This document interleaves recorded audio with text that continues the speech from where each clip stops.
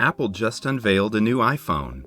But before you give in to that feeling of wanderlust, see what I did there? I'm going to tell you the 4 countries where you can't take it. Kinda.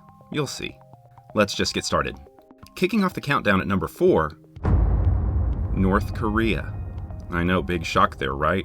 The US has a complete embargo against North Korea. So if you want to take your iPhone to Pyongyang, which is a really bad idea by the way, since neither you nor it will be coming home anytime soon. But if you do, you'd need to get a license from the Commerce Department. Spoiler alert, they're gonna say, But besides North Korea, there's another country under a comprehensive embargo. And that brings us to number 3, Syria.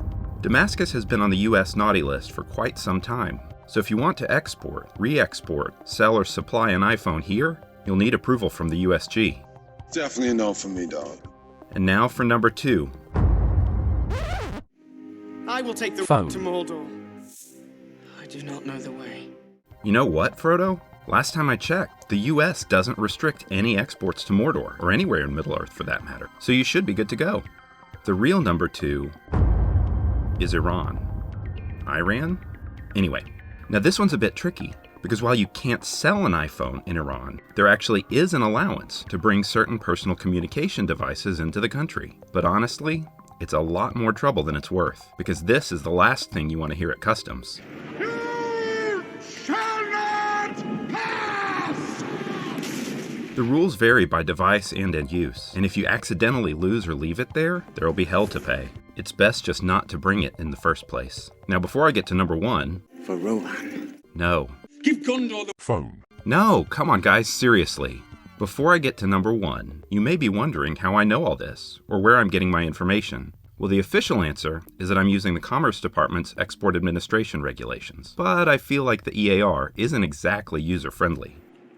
So do all who live to Work with the EAR. but that is not for them to decide. So while I could walk you through the 15 different sections in the regs you'd have to review, yep, I counted. I bet that a lot of you would get bored and stop watching, and I don't want you to get bored. So here's a hack that works about 80% of the time.